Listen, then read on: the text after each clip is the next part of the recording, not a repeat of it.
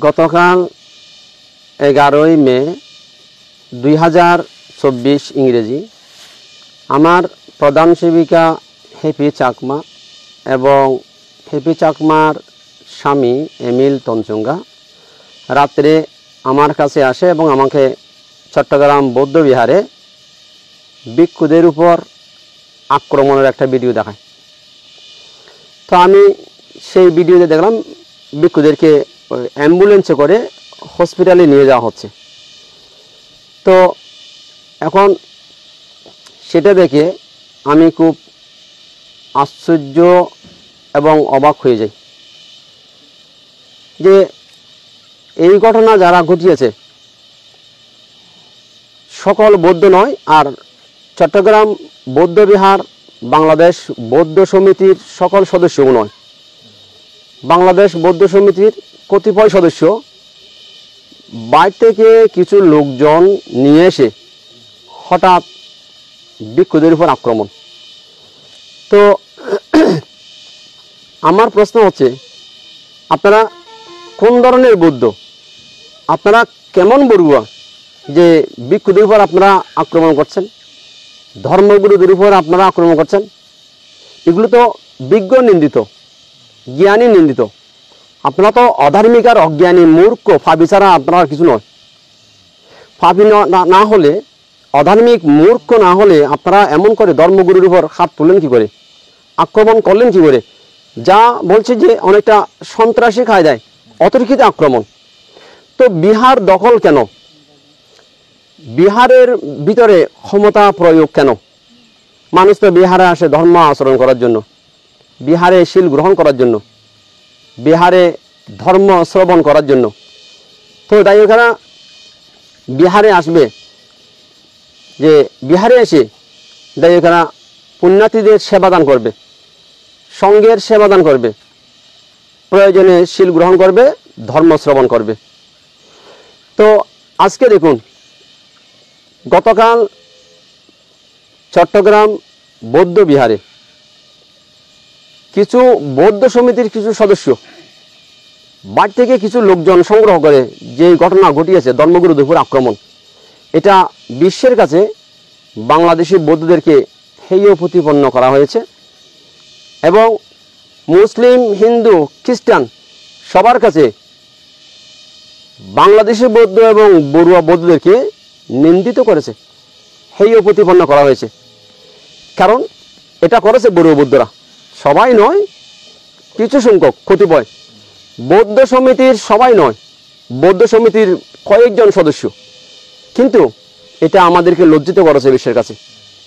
এটা আজকে আমরা পুরো বৌদ্ধ জাতি আমরা লজ্জিত। তো দেখুন, সবচেয়ে আশ্চর্য, ধর্মগুরুর উপর তারা আক্রমণ করেছে। আমি চিন্তা করছি কীরকম বিকৃত মানসিকতা তাদের। বিকৃত মানসিকতা না হলে কেউ কি ধর্মগুরু হয়ে আক্রমণ করে? এবং দেখুন, কালকে যে ঘটনা ঘটেছে সেটা গৌতম বুদ্ধের যে ধর্ম, বিশ্বমৈত্রীর ধর্ম, শান্তির ধর্ম, ত্যাগের ধর্ম, সেটা কলঙ্কিত করেছে তারা।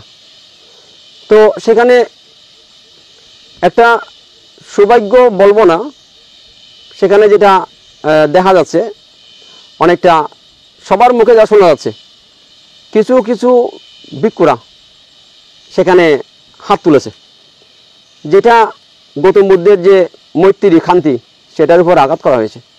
কারণ বৌদ্ধ ভিক্ষুরা অপরকে আক্রমণ করতে পারে না, সেটা আমাদের কাম্য নয়।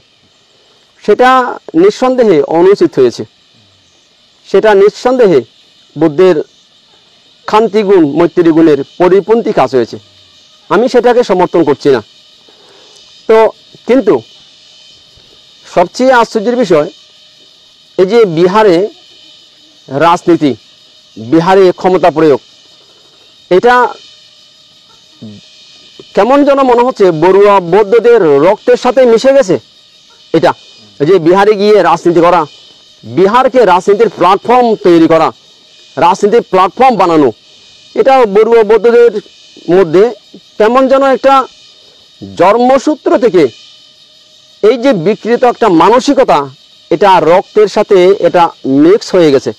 যার কারণে আজকে আমাদেরকে বৌদ্ধ ধর্মগুরুর উপর যে আক্রমণের ভিডিও, আক্রমণের ঘটনা আমাদের দেখতে হচ্ছে এবং শুনতে হচ্ছে, তো যেটা আমাদেরকে বিশ্বের কাছে লজ্জিত করেছে।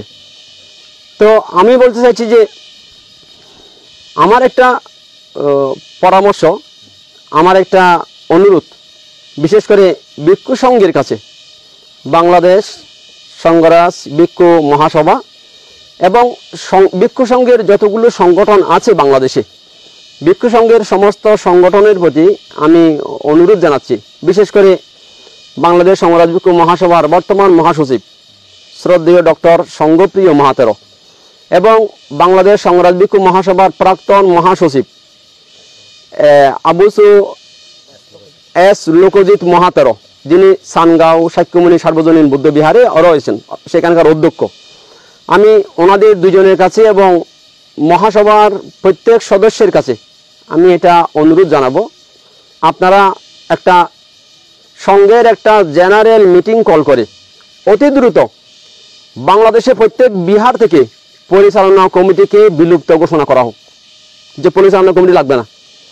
এবং গৃহ সংঘ যদি বিহারে কোনো কমিটি করতে চায়, সেটা করা যায় বিহার সেবা কমিটি অথবা বিহার উন্নয়ন কমিটি অথবা বিহার সেবক কমিটি। সবচেয়ে ভালো হয় বিহার সেবা কমিটি। তাদের কাজ হবে বিহারে এসে সংঘের সেবা করা, ধর্মশ্রবণ করা, শীল গ্রহণ করা, সংঘকে দান দেওয়া, পুণ্যার্থীদেরকে সুরক্ষা করা, সেবা প্রদান করা, বিহারের চতুর্দিকে পরিষ্কার পরিচ্ছন্ন করা। এবং বিহারে রাজনীতি কেন, বিহারে ক্ষমতা প্রয়োগ কেন? এটা তো রাজনীতির প্ল্যাটফর্ম নয়। তো রাজনীতি করলে বাইরে করুন, বিহারে নয়, বিহারের পবিত্রতা রক্ষা করুন। তো এ কারণে আমি সবাইকে বলবো যে এটা অতি সত্বর এটা যেন বন্ধ করা হয়। এটা আমাদের আর কতকাল দেখতে হবে যে ধর্মগুরুর উপর আক্রমণ করছে, এই কেমন বৌদ্ধ, কোন ধরনের বৌদ্ধ, কিরকম বড়ুয়া? নিঃসন্দেহে তারা বৌদ্ধ নয়, তারা বৌদ্ধ হতে পারে না, বৌদ্ধরা এমন কাজ করতেই পারে না। তো আমি সবাইকে এটা বলবো, যারা গৃহ সংঘ এবং ভিক্ষু সংঘ আছেন,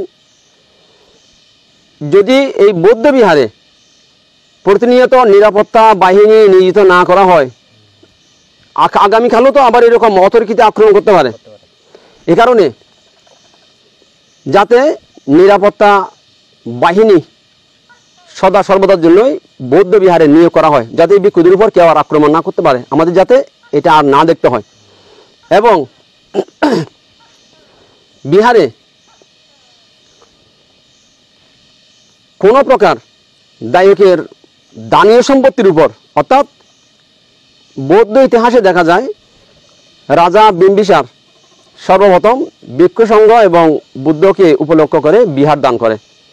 দান করার পর এটা সংঘের অধিকারে চলে যায়, এটা আর দাতার পক্ষে থাকে না, দাতা ত্যাগ করে দিয়েছেন, এখন এটা গ্রহীতার হয়ে গেছে। গ্রহীতা ভিক্ষু সংঘ, দাতা গৃহী সংঘ।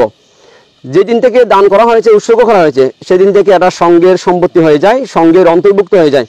তাই সংঘের সম্পত্তির উপর, দানীয় সম্পত্তির উপর অধিকার প্রয়োগ করা, এটা কোন ধরনের মূর্খতা, এটা কোন ধরনের বর্বরতা, এটা কোন ধরনের অসভ্যতা আপনাদের? দানীয় সম্পত্তির উপর অধিকার প্রয়োগ করা, মূর্খ ছাড়া কোনো জ্ঞানী মানুষ, কোনো ধার্মিক মানুষ, কোনো সৎ মানুষ এহেন কাজ করতে পারে না। এ কারণে বিহারের অল ইন অল থাকবে ভিক্ষু, বিহার সংঘের নিয়ন্ত্রণ অধীনে থাকবে। দায়িকেরা সেখানে সেবা প্রদান করবে, বিহারকে সুরক্ষা করবে।